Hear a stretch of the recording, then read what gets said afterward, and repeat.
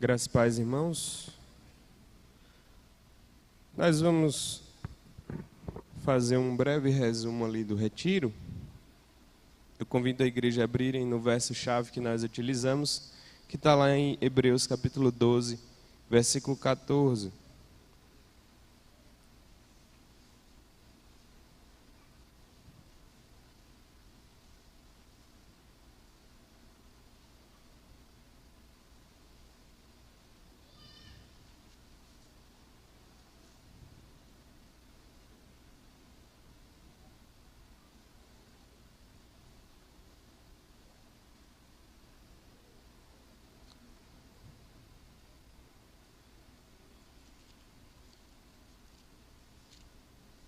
Diz assim a palavra do Senhor: segui a paz com todos e a santificação, sem a qual ninguém verá o Senhor. Nosso tema ali foi santidade, sem a qual ninguém verá o Senhor. Nós usamos como roteiro um livro famosíssimo do antigo pastor anglicano J.C. Ryle, que é conhecido dos irmãos aqui. Geralmente no Brasil a gente chama J.C. Ryle, mais abrasileirado, né, para quem não sabe. E foi um homem que Deus usou poderosamente, e essa é uma das suas obras magnas, de uma maneira que, quando você lê ela, vem do século XIX para cá, você é como se estivesse lendo um livro que foi escrito agora. Tão atual que é, tão importante que é, e o tema da santificação, ele sempre deve estar no dia a dia da igreja. E aí nós pontuamos algumas questões, né, baseadas no livro. Eu vou resumir bem brevemente ali de tudo que a gente viu naqueles dias. E aí nós vimos 3 coisas necessárias à salvação. A primeira é a justificação, depois a regeneração e a santificação. Então santificação não é um tema, não é um luxo, não é algo a mais, não é uma coisa restrita a crentes mais espirituais ou coisa do tipo. É para toda a igreja, todos os filhos de Deus na face da terra. Todos são chamados à santificação. Obviamente que, como ela envolve também a nossa responsabilidade, é necessário nascer de novo. Por isso que a regeneração está aqui envolvida antes. E quando Deus nos chama a responsabilidade para sermos santos, não é pela nossa própria força ou capacidade. Antes Ele já operou essa obra maravilhosa em nossos corações, nos capacitando não só a vivermos vidas santas, mas também a desejarmos vidas santas. E elas são marcas, é uma marca profunda aí da vida do verdadeiro cristão. Aí alguns pontos aqui para a igreja meditar. Nós vimos lá que antes de estudarmos a santificação, a gente tem que conhecer também a doutrina do pecado. Somos pecadores por natureza, a Bíblia é extremamente clara com relação a isso. Então já nascemos inimigos de Deus, e se não for a atuação da graça e do poder do Espírito, nós somos incapazes de nos voltar para Ele. E aí nós vimos lá alguns pontos. Por exemplo, a santificação é resultado da nossa união com Cristo. Então, obviamente, é impossível vivermos vida santa se não estivermos unidos a Cristo em primeiro lugar. E aí a verdadeira fé, ela vai operar através do amor. Ela constrange o homem a viver para o Senhor, movido por um profundo senso de gratidão e pela redenção recebida. Então, todo crente tem esse desejo no coração de agradar a Deus e de ser grato por aquilo que Deus fez na sua vida, a maior obra de todas, né? Nos salvar, nos fazer nascer de novo, nos fazer viver para Ele. Então todo crente é movido por esse amor, é movido por esse senso de gratidão e tem um desejo de viver para o Senhor, de maneira que nós não vamos alcançar a perfeição aqui, porém esse vai ser sempre o nosso alvo, sempre o nosso desejo. O padrão de Deus é altíssimo. Quando estudamos sobre santificação, nós vimos que isso é humanamente impossível. Não podemos fazer com as nossas próprias forças. Aí vimos também que a santificação é resultado e consequência inseparável da regeneração. Toda pessoa que nasceu de novo deseja ser santa, se esforça por ser santa. Então é algo que não tem como separar uma coisa da outra. Deus nos salvou para sermos santos. Santificação é evidência indiscutível da presença habitadora do Espírito Santo. Então o Espírito Santo, como J.C. Ryle diz no seu livro, não fica dormindo na alma de ninguém. Então ele nos impele, nos move a vivermos para Deus, e o Espírito nos direciona, influenciando a nossa mente, os nossos desejos, as nossas vontades. Vimos ali que a santificação é o único sinal seguro da eleição divina. Nós não podemos conhecer o coração de ninguém, mas o fato é que todo crente verdadeiro exibe a santificação, né? Então, é uma coisa muito profunda e importante. Nós não sabemos quem de fato se converteu, mas é difícil, é impossível ver um eleito que não exiba a santificação na sua vida, que não deseja a santificação em sua vida. E aí, infelizmente, é um tema que tem sido muito esquecido na igreja brasileira. Santificação é algo que sempre vai ser visto. Não tem como você ser santo escondido, em particular, de maneira que não seja perceptível a mudança da sua vida e das suas ações. Então, é outra coisa importante a ser observada. Ontem eu vi um sermão de um pastor presbiteriano e ele fez um levantamento histórico lá da sua denominação e citou um dos pioneiros, o pioneiro do presbiterianismo no Brasil, Simonton, e ele escreveu um sermão na época falando de como conquistar o Brasil para o reino de Deus, influenciar o Brasil para o reino de Deus. E o primeiro item que ele colocou na sua lista é que os crentes vivam vidas santas, né? Em primeiro lugar, antes de mais nada, de iniciar qualquer trabalho missionário, qualquer outra coisa, os crentes devem exibir vidas santas, devem exibir a santificação, de maneira que sabemos que o mundo sempre vai nos odiar, por conta de que é sempre inimigo de Deus, mas nós vivemos vidas que agradem a Deus, que honrem a Deus de fato, mostram ao mundo que somos diferentes. Afinal de contas, a própria palavra santificação tem a ver com separação. Um povo separado, um povo que é de propriedade exclusiva de Deus, com o propósito de viver para Ele e glorificá-lo.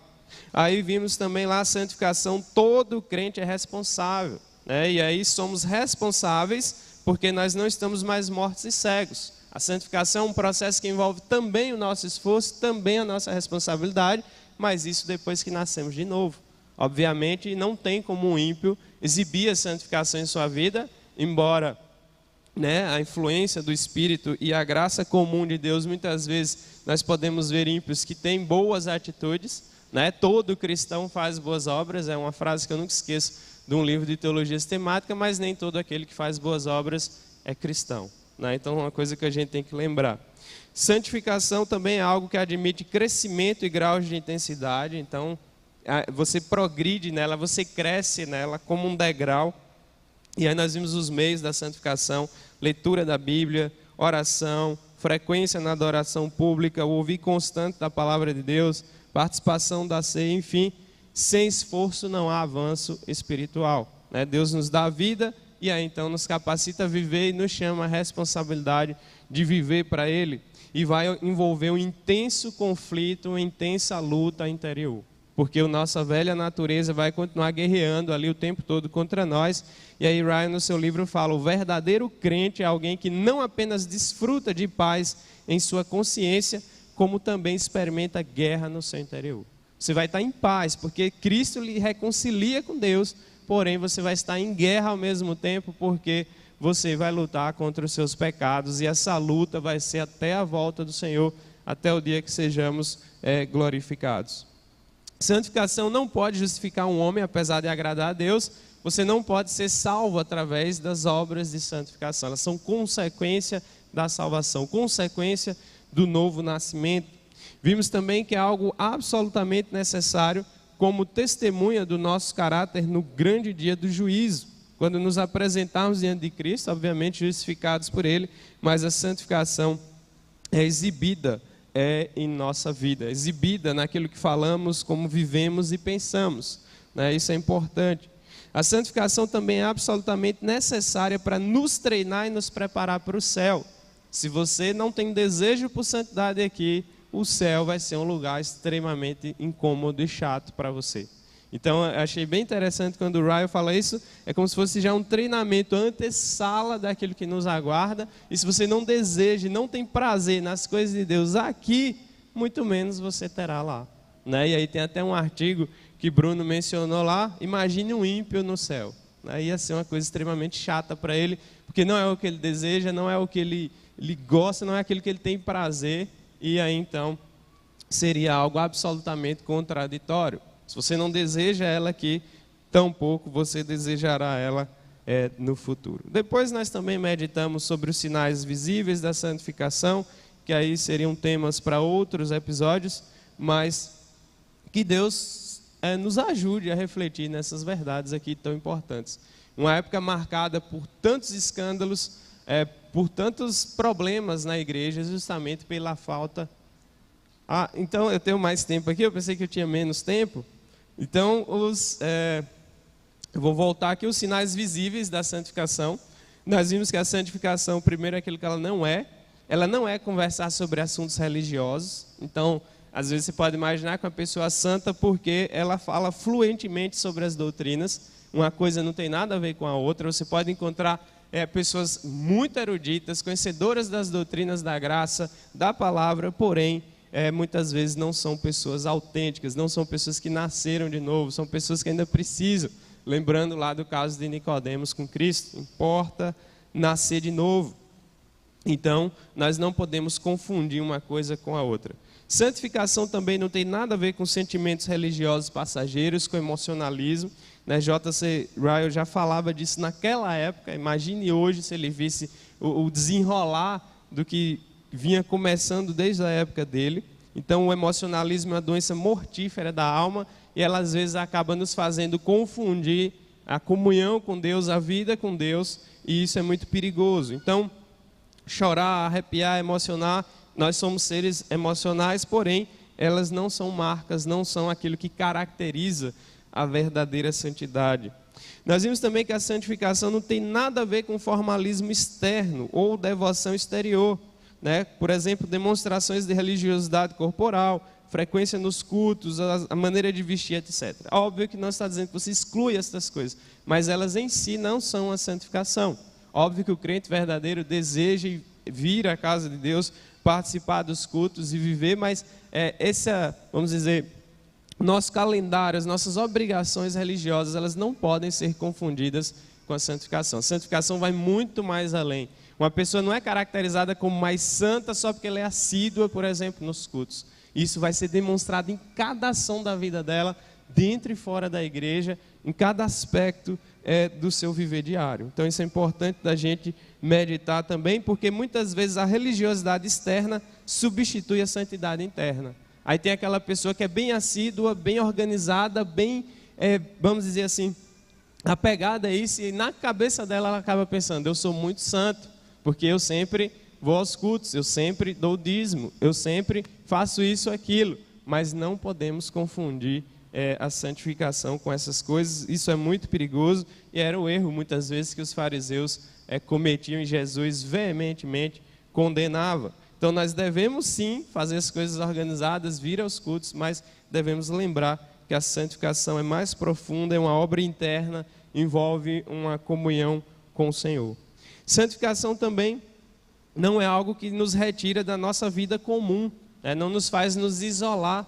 Nós somos chamados para ser santos. Jesus orou pedindo ao Pai que não nos tirasse do mundo, mas que nos livrasse do mal. Então nós somos chamados para vivermos de maneira santa no nosso trabalho, na nossa família, na nossa igreja, em qualquer área da sociedade. Os crentes devem estar e devem ser sal e luz, e nós somos chamados a Deus para florescer na vida diária, e não ao isolamento. Até mesmo um estudante cristão, num meio universitário pagão, anticristão, ele tem que se manter firme, e muitas vezes a gente tem até a ilusão de pensar, nossa, fulano vai perder a fé, ou vai se desviar. Mas saiba que a graça de Deus é poderosa para florescer em qualquer situação da vida diária. Ela é verdadeira, ela é operada no coração do homem, e mesmo na situação mais extrema de vida, e nos ambientes mais difíceis de lidar, como trabalho, estudo e tudo mais, ainda assim ela permanece florescendo, forte, firme, porque a luz do Senhor, a obra do Senhor não pode ser apagada, não pode ser impedida, visto que Ele é um Deus soberano e atua também por meio da vida dos seus filhos. Então nós glorificamos a Deus como servos, sendo pais, filhos, na família, nas ruas, nos negócios ou no comércio. A santificação nos chama a estarmos no mundo sem sermos do mundo, para não cairmos nos erros que os monges caíram no passado, na história da igreja, que achavam que por se isolar do mundo em mosteiros, indo para desertos e outros lugares, eles conseguiriam fugir ou lutar mais eficazmente contra o pecado, esqueceram-se que o pecado está justamente no coração. Aonde você for, essa batalha vai estar lhe acompanhando o tempo todo.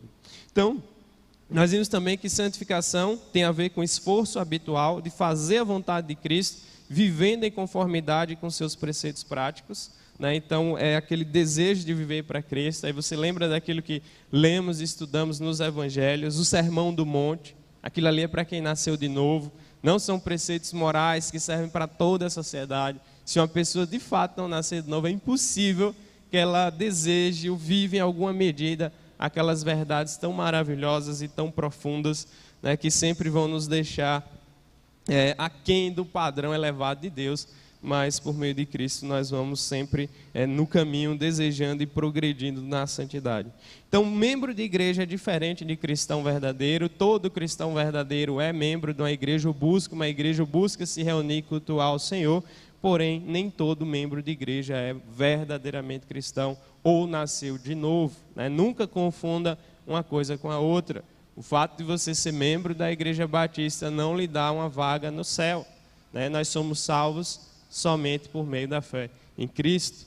A santificação também se manifesta através da atenção às graças divinas ativas. O que seria isso? De buscarmos fazer o bem nesse mundo, diminuindo a tristeza e intensificando a felicidade ao redor. Nós vimos ali que o alvo, quando nos aproximamos de Deus, o amor ao próximo é consequência. E dessa forma nós buscamos o bem-estar do nosso próximo em todas as circunstâncias. Porque existe o egoísta cristão, como J.C. Ryle vai falar, ele se orgulha de ser membro da igreja, mas não se importa com ninguém. Isso é muito triste, é uma ilusão, um auto-engano, na verdade. E aí, por último, nós vimos também que a santificação, ela é demonstrada pelos meios de graça passivos, ou seja, demonstrado mediante a submissão à vontade de Deus, quando nos ajudamos e nos toleramos mutuamente.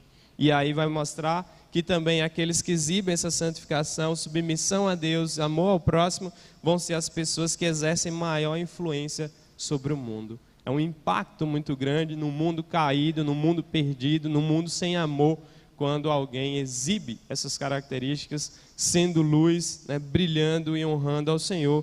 Mesmo que os homens muitas vezes nos odeiem, ainda assim o impacto é forte na vida daqueles que nos cercam. Na vida de um mundo como o nosso, marcado pela tristeza, dor e miséria, quando nós vivemos para o Senhor e glorificamos ao Senhor na nossa vida, todos vão perceber a diferença. Não tem como esconder, como Jesus vai dizer, uma cidade edificada atrás do monte, ou a luz ali debaixo da cama, porque o crente ele vai brilhar, ele vai mostrar a diferença, ele vai ser notado, porque o que Deus faz não é para ficar assim escondido, Ele nos manda irmos pelo mundo, e isso é uma maneira também de atrairmos as pessoas para Cristo, tendo mais credibilidade na pregação da palavra de Deus. Que Deus nos abençoe e tenha misericórdia de nós. É óbvio que aqui foi um resumo, mas o tema da santificação deve ser constante em nossas vidas e devemos orar e clamar a Deus constantemente para que possamos desejar ardentemente cada vez mais vivermos em santificação, honrando ao nosso Deus até o dia em que seremos perfeitos como Ele é, seremos transformados de maneira que vai passar tudo isso aqui. Que Deus abençoe a igreja e que possamos nos lembrar e meditar nessas verdades tão preciosas.